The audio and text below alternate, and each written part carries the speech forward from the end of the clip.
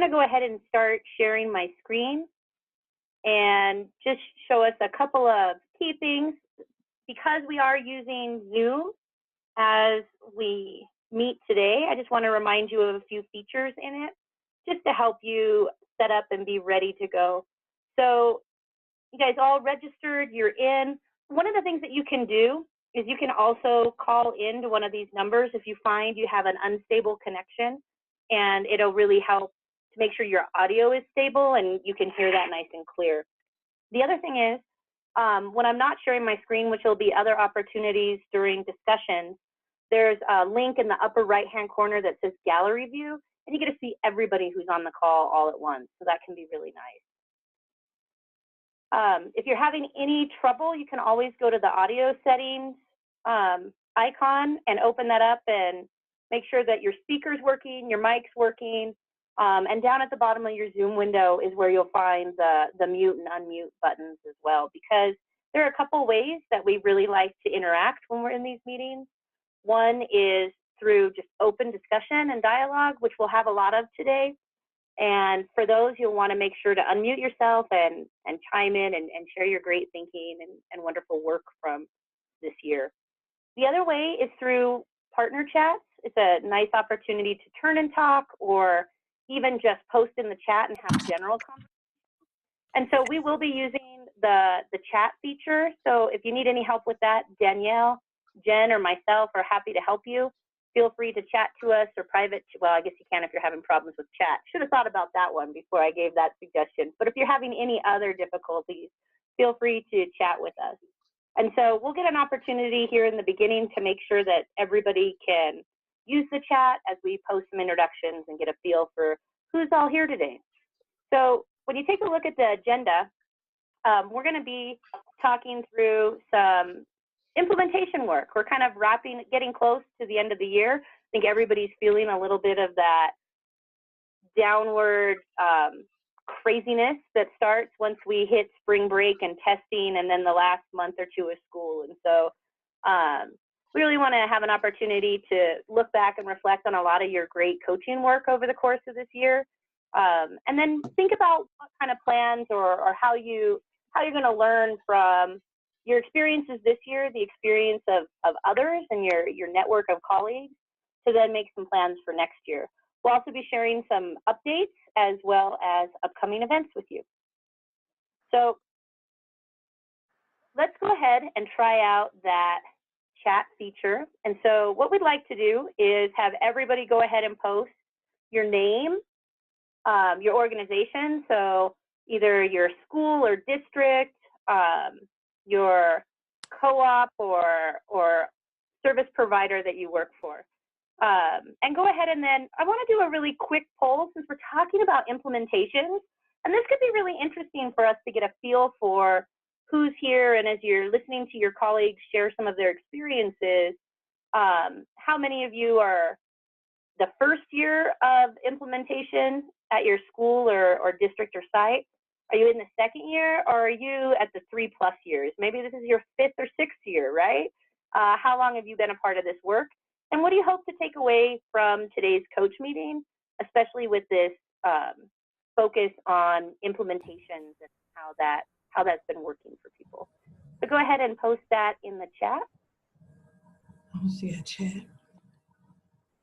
I'll go ahead and post mine, but I'm going to mute for a second while I do that so you don't hear me typing.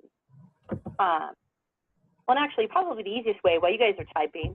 My name's Kimba Rael. I am the Professional Learning Manager at LDC, and I am currently located in sunny Colorado. Very windy here today. We're in southern Colorado, almost to the New Mexico border. There's some other Colorado folks on the call. I've been part of LDC work for definitely in that 3+ years category, and I'm really excited to talk about implementations with everybody today. We have some other wonderful team members on the call today. We have Jen, we have Danielle and Barb, and I'll let them all unmute and just say hello real quick. I'm Danielle Brewer. I'm the Customer Success Manager here with LDC. I've been with LDC in one capacity or the other, whether it be teacher, coach, or with LDC for about 7+ years now. I just really love the opportunities for us to bring our coaches together in these quarterly sessions to really share and learn from one another. So I appreciate you all joining and looking forward to our conversations today. Oh, it looks like Jen is giving a little hello message in the chat since she can't unmute right now. So we'll say hi to Barb.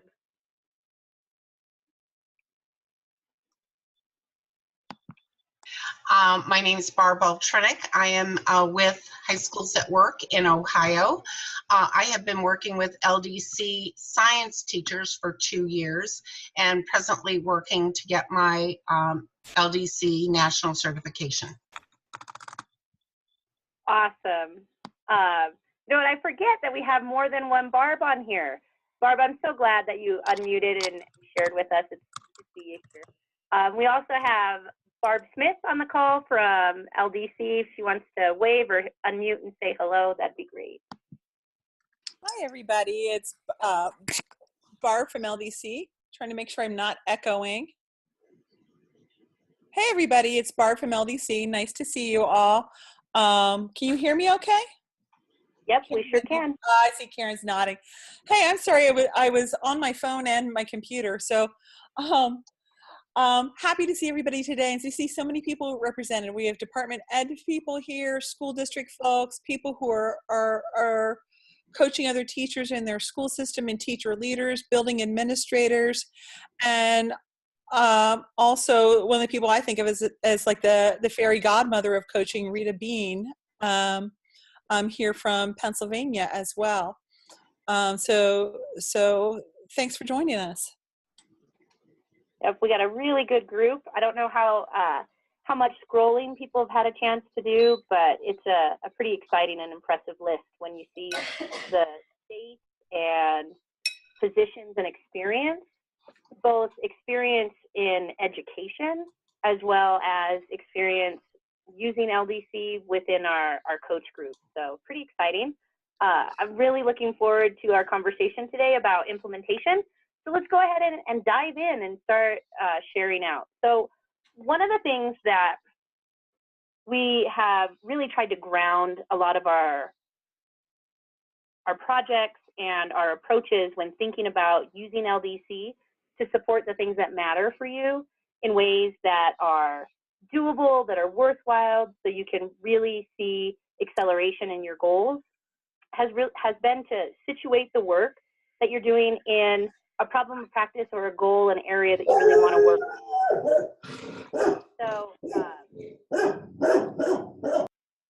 one thing to consider is how you start those conversations with district administrators, other teachers, so they really understand the why. So when it comes to starting off an implementation, it's really grounding it in the why. And at last quarter's coach meeting, we really talked a lot about a coach's unique role within those conversations, helping to support leaders in setting up implementations and making sure that the conditions for success are there and available for teachers, but also supporting teachers in their work. And so it seems like it's a really natural progression to start with this why and think about what our purpose is in our implementations this year when we start reflecting on the successes, the challenges, and how we want to shape our implementations moving forward next year. So kind of building from some of our conversations last quarter and into our conversation today. And so when you're thinking about some of these problems of practice or goals that you use LDC to help meet and support, what are those goals or problem of practice that you've used LDC to support for your efforts this year? So go ahead and post that in the chat. If you're having any problems using the chat and would like to just unmute, this is another great opportunity to start just sharing as a group, since we'll have a lot of conversation today. What is your work focused on? Are you focused on instruction and really improving instruction in the classroom? You thinking about curriculum and alignment in your curriculum or guarantees for your students? Maybe your focus is on assessment and having meaningful formative assessments, or building a sequence of instruction that builds up to more summative assessments. So think about what your goals are that you've used LDC to help support, and go ahead and post those in the chat. And we see Angie's got hers. Alignment, it's an important one. Ooh, I like Jackie's post where you know, she's identified the problems of practice around individualized personal learning and professional learning, and was able to actually personalize that for a couple of people in the group. So, you know, taking a problem of practice, but then really identifying where in your teachers or your instructional coaches area of growth is really neat too. And I have a feeling, as the director of the New Striving Readers Grant in Kentucky with 45 districts, that Jackie is going to have many opportunities to think about this. Definitely. You know, one of the things that I'm noticing in some of the posts as well is that as you're thinking about these guarantees for students, or alignment, or creating deeper understanding around formative assessments, you know, a lot of times that can be part of your measurements, or your ability to see how your work has grown. I know a lot of times professional learning, it's tough to make it visible.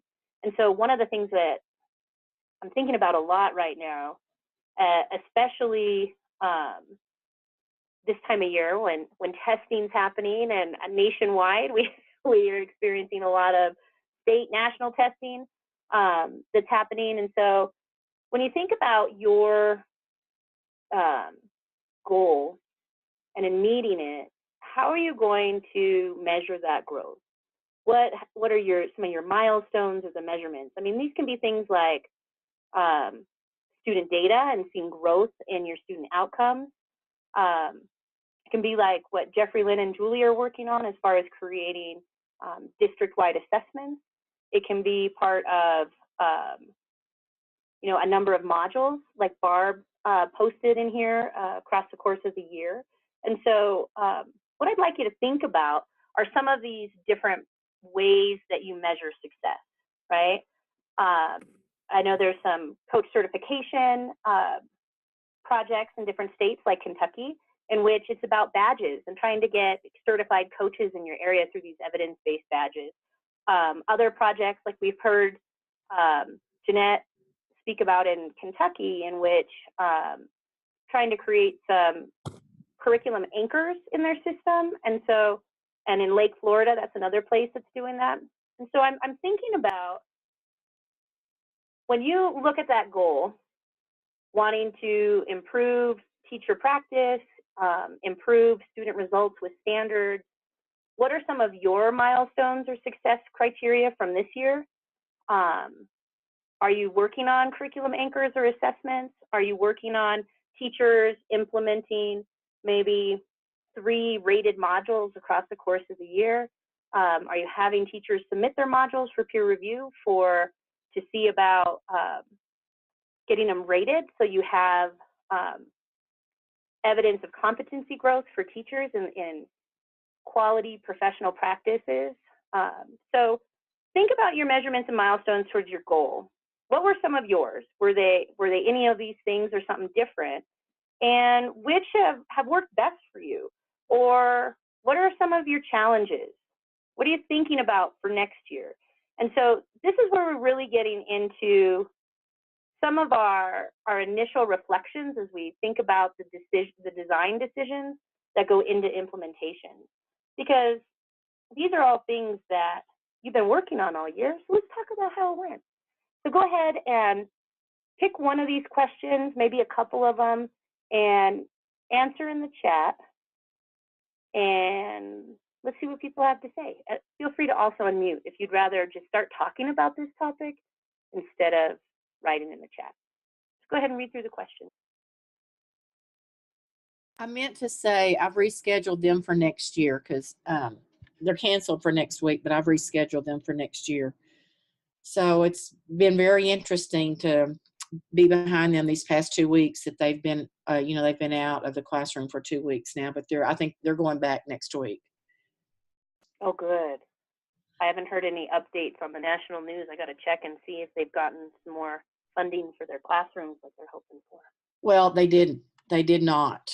And they even have they're going to have a vote to see if they may even revoke the raises that the teachers got. So, it's really been quite interesting and to talk to those teachers. And so at this point in time, me visiting and doing LDC with them was not high on the priority list, because they're just so concerned about, there's the kids and their conditions, because their conditions are pretty rough. And I go into really small schools, and their textbooks are very old, and some of their facilities are not, are not good conditions. So it's a rough Well, situation.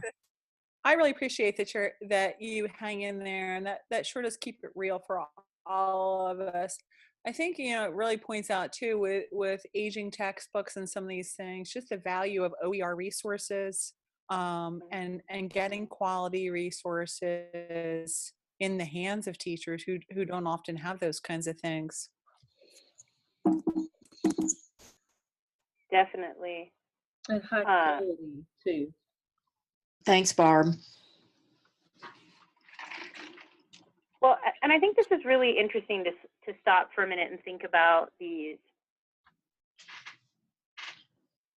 implementations and what were some of your goals and milestones in the work that you were doing to support others. I think a lot of times in the classroom, we try to be really clear about those with students. We think about them on the school and the district level, but even as coaches, I saw Angie doing some clear goals around, wanting to get a couple of teachers to not just complete modules, but submit them to be rated, right? To work on moving forward in that way. And so it sounds like there are some real challenges, but I know there's been a lot of really great successes. And so Jeffrey, Lynn, and Julie talked a little bit about some of their successes and other people as well. Make sure to focus on those, because sometimes those are important to not only call out for ourselves, but to call out for teachers so they can see the growth, because sometimes it's not apparent for them in all this hard work that they've put in to something that they're trying out, and especially when it comes to new learning. And so thinking about teachers, and that's kind of been where a lot of this conversation is centered. A lot of you have used the T4 document, which Jen will go ahead and post in the chat if you haven't seen this one. It's some key strategies for setting up your work for success. And so when we think about, you start with the why. Why are we doing this work? What's our purpose? And in using LDC at all, right? Because we don't want to just do it. We want to have it to be accomplishing something that we care about. And as you start setting up the conditions for success, there are some key areas to consider. And one of the first ones is your team. And so when you think about who your team was this year, what have been the challenges? What are you thinking about for next year? Let's just do a really quick post in the chat. Was your target group teachers? Was your target group social studies teachers? Was your target group middle school? Did you have a particular group that you were working with when you decided who your team was? And go ahead and just post that really quickly in the chat. But be thinking about, were there any challenges that you had with the team that was selected? And what are you thinking about for next year when it comes to your team?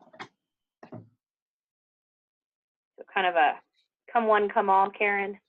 It's the way some groups are, for sure. One thing to think about is, in your implementation, how do you want to try to strategically choose your teams? Maybe you're choosing a team to be an expert network that comes ahead of time, and then so you have them to be on-site support that support a larger group of teachers as you go out. And so think about those kinds of things can be really beneficial for the success of your implementation. And I'm going to let people keep posting. And as you do, I want you to think about, with this team, what were some of the things that you did to try to protect time? I think that's been one of the biggest things that we've learned over the years, is making sure that you protect time for teachers to do this thinking work, for coaches to do this thinking work as you build those expert networks. Inherent in finding time, there are clear challenges to that as far as common plan time,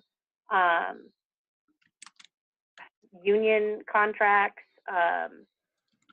other obligations within the district. And so when you're trying to figure that out, this is where working with a leader can be really important, and be strategic moving into it for next year. If you found that you didn't have enough time protected, how can you better support that, or design your implementation plan to support that really meaningfully for teachers? And the reason why we talk about time here is because one of the other pieces is how can you then use technology to help support these efforts, right? If you don't have the time or the resources to be face-to-face every time, how can you use a blended model or a virtual model to be able to work within the parameters of the time that you're given, so that way you can have the conditions for success? But also, how can you use technology to support planning, right? That's where Core Tools comes in, and worked really hard for this platform to help you support you in that work. And so as you've been using the Learn tab,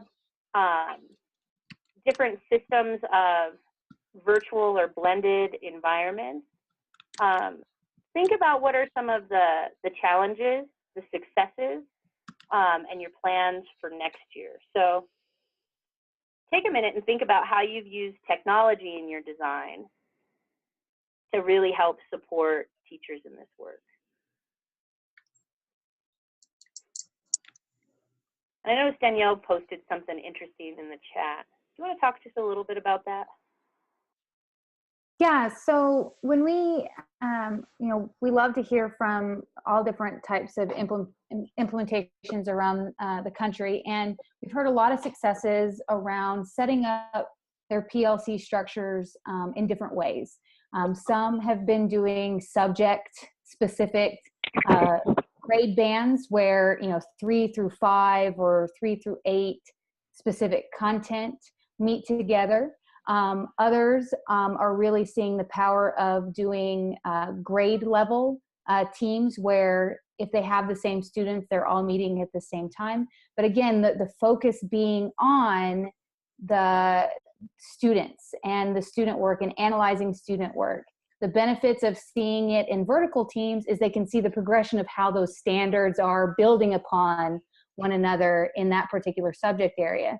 The benefits of using the same students is that you really are getting to the heart of that disciplinary literacy and what that particular literacy standard looks like at that grade level, but in different subject areas. So we've seen a lot of power in a number of different ways in how you all have structured your PLC.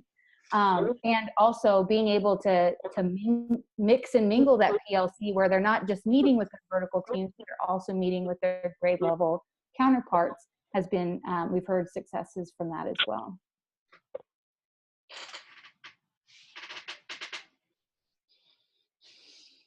So I see some other really interesting posts from people as far as what they've done. Does anybody else want to unmute and just share a little bit about how you've used technology?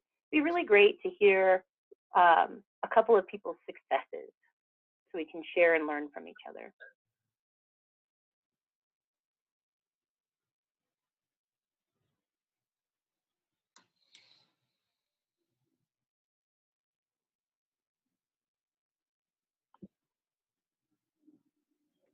I know that Karen and Susan and Monique, you have a lot of experience in this area. Well, something I wanted to jump in and ask if my local coach in North Carolina might speak to what she's doing with the workplace Facebook account and how her teachers are sharing on that, because I think that's been a really positive aspect of the work this year. So Regina, can I ask you to share that? Yes, our teachers, we have a workplace account. It's kind of connected to Facebook, and it's a version of Facebook that's for schools. So our teachers, as I go visit them, I'll take pictures of many tasks that their students are working on, or I'll take pictures of student work and post it on Workplace. And it's been a really nice tool for teachers in all 12 schools to see what's happening at a local high school or another middle school. So it's just, they call it work brag, because, we call it face brag. And it's just a way to highlight the work that they're doing with LDC, but also to kind of get buy-in from those resistors so that they can see a person in a neighboring school and they will say, oh gosh, it is really working over there at Bunker Hill or at another middle school, so that's been helpful. So I love what you just said, Regina, because it's like in one fell swoop. This is why I love my Southern friends. You've managed to prove to people who are naysayers that yes, people who are really doing this, and it's they're having joy, and wow, they're willing to get their picture taken, and all this is happening. And at the same token, celebrating all of the people who are adopting and networking them in a way that they don't feel alone. I mean, that's really great. So one of the things that I see Angie's posts about utilizing her teacher leader. So I was wondering if you, Angie, would mind sharing just again, how have you been able to do that successfully? And how do those, what are the tools that the teacher leaders are using so that that they're, have the quality stuff that you're hoping that they use with their PLCs if you're not able to be there? It kind of formed organically. This method, I had one school in particular that kept having to have an alternate time when I had other meetings, so I couldn't be there. So I would sit on Zoom face-to-face with my TL for 30-ish minutes. Sometimes it took a little longer. But basically I just let her in on the whole process of building the agenda. So it wasn't like she was just taking someone else's plan and trying to muddle through it. We all know how that tends to work. That usually doesn't work out very well if there's not the ownership. So I just kind of coached her through the process. And even though I knew the answer, like, what do you think we should use, this or that?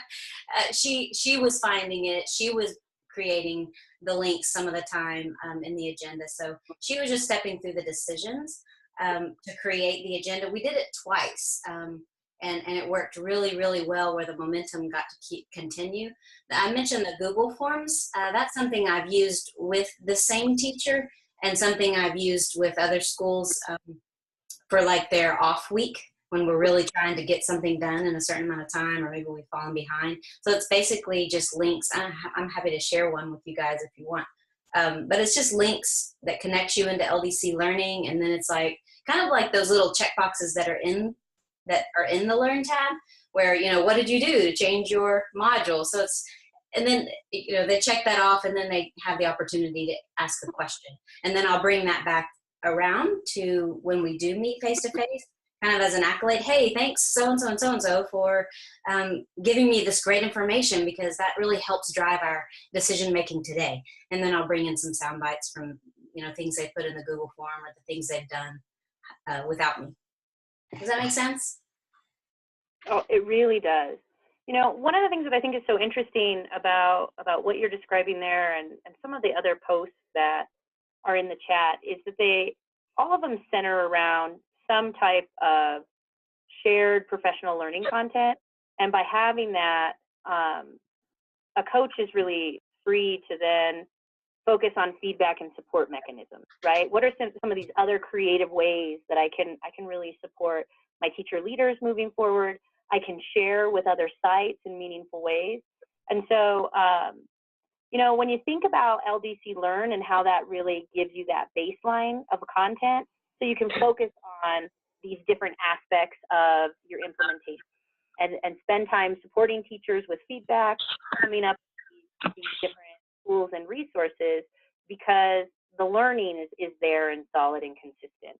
And so one of the things that I want you to think about, we'll talk a little bit in some partner chats, is what could some of these plans then look like when you're thinking about next year, when you're taking the ideas you from Angie and Regina and you've seen from lots of people in the chat, how do you want to use those in meaningful ways and put them forward so they're replicable? And again, so you have this agenda that you can start with, or a guide, and then you make it work for you in a meaningful way. So I have an implementation plan to share with you as a sample. This is just a quick entry point. It utilizes Find and Teach, which we spoke about in the coach meeting this fall as a possible really nice right-sized bite for teachers who are new to LDC, maybe who you're trying to get some buy-in from. But take a look at this and do a partner chat. Jen's going to post the partners in the chat so you know who you're going to chat with. And again, they're right before where you post your info in the chat. You'll be able to click on that and select from the list of names your partner's name. And you'll go ahead and click on this. We're going to put the link to this document in the chat. And what it is the sample progression. You know, here could be an implementation progression to support you as a coach, where you know what sessions you're doing, which week. This is for a PLC, so your first PLC session, you want to focus on this content, and here are some facilitation notes for you. And go ahead and take a look at that and think about whether or not you did anything similar this year. How might this approach support a particular group you are working with? And what do you notice about the coach moves or focus at each step? Those are just some things to talk about in your private chat with your partner. Okay? And then we'll share out some of your reflections afterwards. I'm going to go back to the slide so you can see the questions to support you in your private chat. If you have questions about that, just let me know.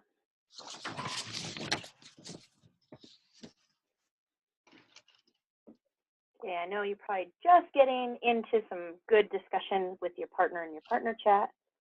However, love to hear a couple of reactions, responses. Let's hear from 3 different partners. Maybe it's something that you did this year and you want to talk a little bit about what you did that was similar, or how an approach like this and really kind of calling it out could help to support a particular group you're working with.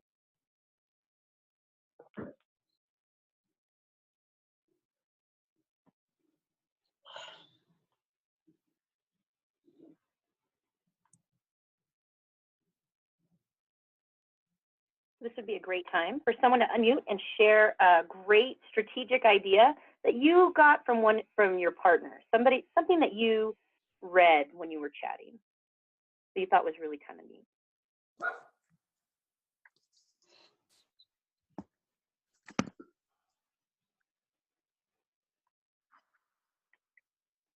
How about you, Jeffrey Lynn? Did you hear anything cool? You're one of my favorite people, and I haven't heard your voice yet. Oh, Kim, I feel like you called me out. So Julie and I are, as we look at, I'm looking at the sample implementation plan entry point, yes? Uh-huh.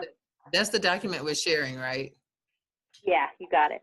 So what we've discussed, what we have done, although our district teachers have been exposed to LDC and the LDC thought process, probably for about 4 or 5 years now. This year, we began our implementation with this district-wide writing assessment, just writing to a common mode and using the common rubric, not the same cognitive demand, but just the common writing mode. And so we moved, the teachers of, probably about at least 20,000 students in that direction. But what we're considering for next year, and we've worked with teachers sporadically one-on-one, what we want to do next year based on this sample implementation plan, we want to focus, say, from 11, we have 11 comprehensive sites. And so from each one of those sites, we want to pull one teacher to be a part of a PLC. Use these processes with those one teachers, we want to do this virtually, which is exciting for us, but probably some of you, it's like, really, this is old school, but we're excited to use these tools and do something different next year. Still focus on the district-wide writing assessment implementation, and we're going to broaden it from English 1 through 3 and include English 4 next year. But this time we really want to have a focus group, one teacher from each site, their PLC. We're going to have protected time in which to meet with them virtually and to walk them through this process. The teachers with whom we worked one-on-one this year were excited about the process and excited to go back in and write another task. And so we want to kind of build on that and focus on that. I probably did not answer your question, but those were my thoughts right now. Hey, Jeffrey Lynn, you really did. I thought that was fantastic. And it's really exciting to hear that people are excited and you see this clear progression of what you want to do next year that builds from and continues developing the work that you started this year. I think that's great. Hey, Connie, how about something from you and your partner conversation? You want to share out real quick?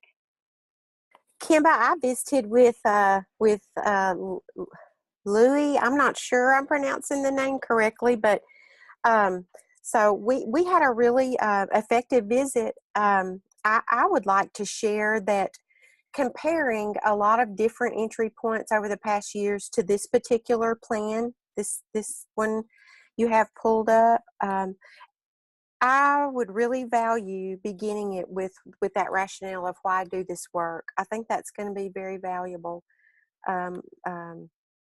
Also beginning with the find and teach rather than jumping into developing a module, I think is going to be highly supportive of especially new teachers to LDC. And I think that will provide them with some stamina, some encouragement, and some confidence to go forward. Yeah, definitely. I think it's that lighter lift where you don't feel like there's so much to learn all at once. You can get a feel for it, get it in your classroom, see some results, and then you really feel that motivation to move forward and continuing deepening your understanding. I think one thing that stood out to me in terms of seeing all of your different experiences and who you've been working with, a lot of you guys had different design teams where it was either the grade level was designing or it was a vertical team designing those anchor assignments. And so one of the things that stood out to me in terms of when we were looking at the Find and Teach plan is if those designed anchors have already been created from your design team, how do you disseminate that work out to the rest of those teachers so that they're implementing those quality assignments with the same fidelity as those people that were doing it with in the design work? And so thinking about a way to structure and format your PLCs around those anchors with the rest of your teachers really helps with that sustainability and that ability to make sure that all the, I keep thinking about equity. How are you getting that assignment out to all of those teachers and those teachers feeling supported in how they're implementing that module for that first time? Definitely.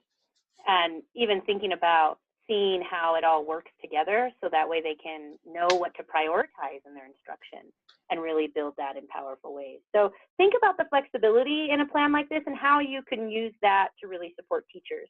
In the slide deck, and which you have access to, and so it's another linked document, but we'll put it in the chat as well, is a more comprehensive plan that goes a little deeper.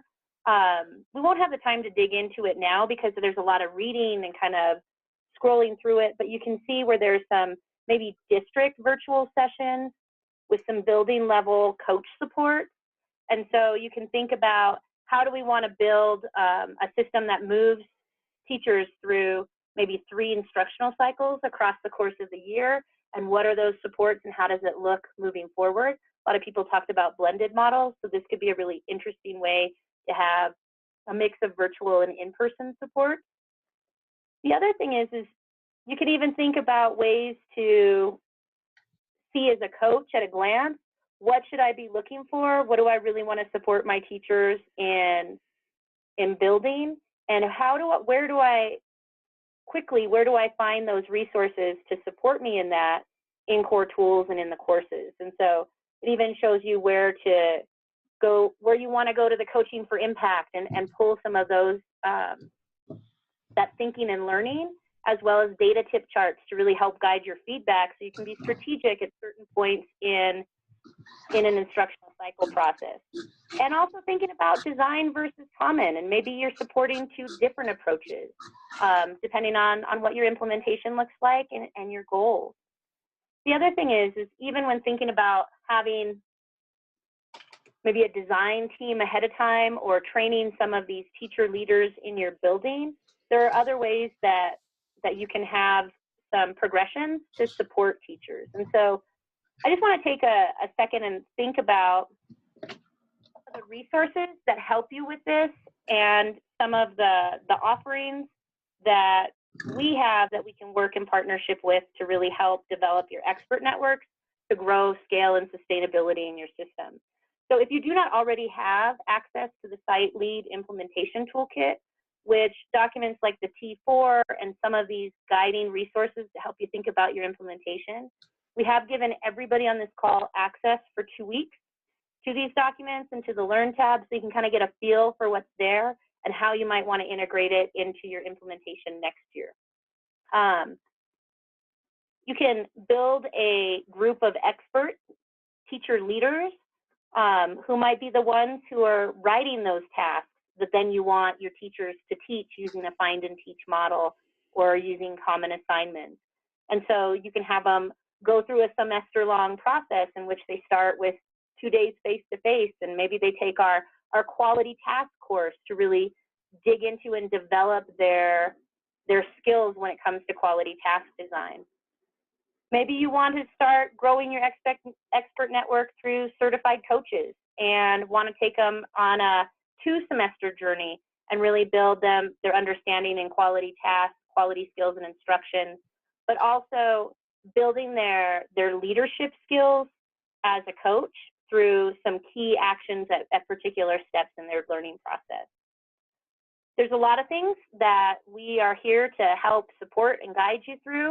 We have a really great new video. We're not going to watch it right now, but I'd love for you to share it with people, check it out, see where our work is growing as we make our implementation plans for next year. And we'll talk more about this at our next coach meeting, which is going to be a combined coach and leader meeting in May. And I'll give you the link to that in just a moment.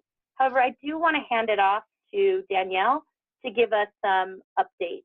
And I'm going to stop sharing my screen.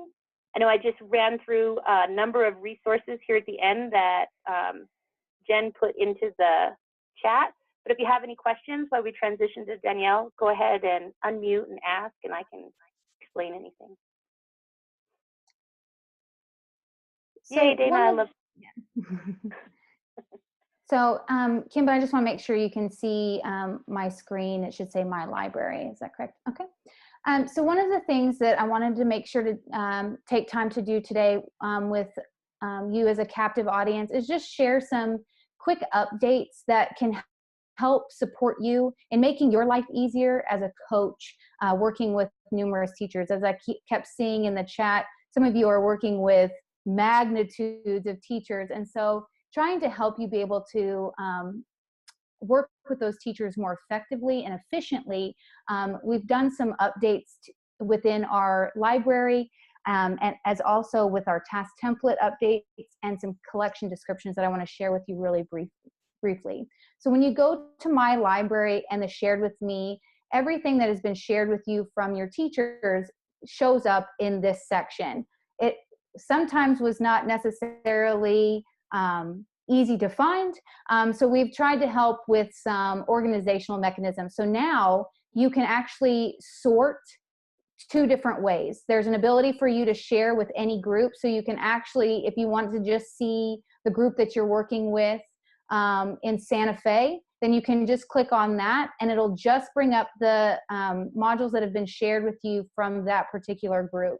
The other thing that helps with sorting is sometimes you just want to see what has been shared with you most recently. And so we now have provided a sort by feature where now you can select updated So if you want to see anything that's just been, recently updated or recently shared. So different options for you to be able to sort the order of your Learn tab.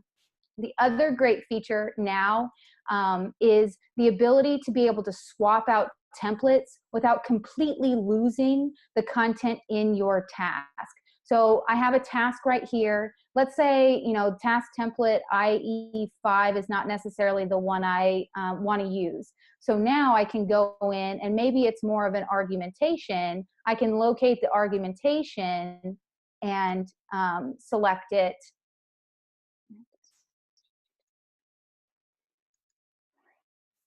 So that way I then can update it and it keeps my text. If you previously have used this before, it ended up wiping out the text and you had to type it back in. So this gives you an ability to work with teachers and really go through that design process where they're plugging in and trying out different templates much easier and much more fluid. The other aspect that I wanted to share with you is the new collection description feature.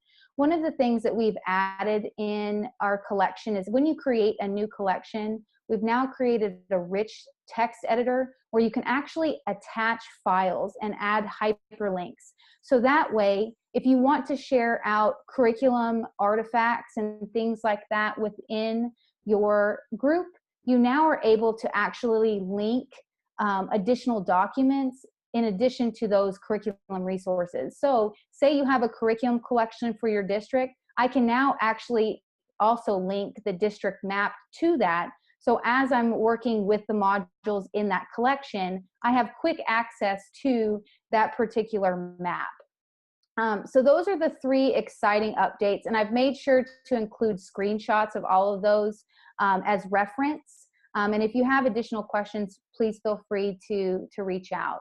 The last update that I have for you today is I just want to thank all of you on the call that participated in our virtual offering survey.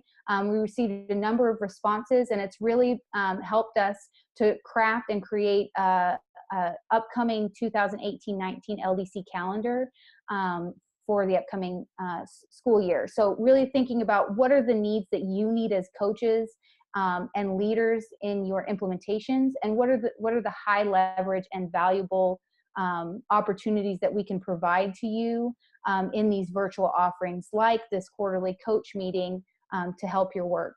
So we will have that final calendar available to you at the May meeting, which is that combined coach and leader meeting. So I'm going to go ahead and stop sharing and turn that back over to Kimba for final events and wrap up. You got it. So since we've been talking a little bit about this coach meeting schedule, and I should have just had you kept sharing, Danielle, sorry about that. Next month, on May 10th, we'll have the combined leadership and coach meeting, and in it we'll have all our new exciting updates, offerings that'll be taking place next year, projects that we've been working on with National Board and others, and you'll get some really great information about some refinements, revisions, and exciting moving forward for next year. Additionally, if you're thinking about starting an expert network, we have our registration already open for fall 2018 for quality tasks. It's our 8-week introduction course. We've called it Blended Foundations in the past, but we realized that didn't really tell you much about what we were really doing. So it's Blended Foundations Quality Tasks, right? We're honing in on tasks. So slight name shift for a coach that we've had a tremendous amount of success with in building up coaches, certified coaches, and getting higher quality tasks from. It's going to be August 28th through October 16th. And so go ahead and just email marketing@ldc.org to enroll if that's something you're interested in. And if you'd like to start your own cohort, we're all here to talk to you about this. So in LDC fashion, we would like to close out with a final word whip as far as something, an idea, a comment, a phrase, a word that really resonated with you today from this coach meeting, go ahead and post that in the chat. It's been a pleasure to be here with you. Here's our contact information is the last slide on the deck. So that way, if you need to get a hold of any of us to discuss these ideas further, we're here for you. But thank you so much for your time, your thinking, and your excitement today. This has been wonderful. So go ahead and post that final word WIP in the chat.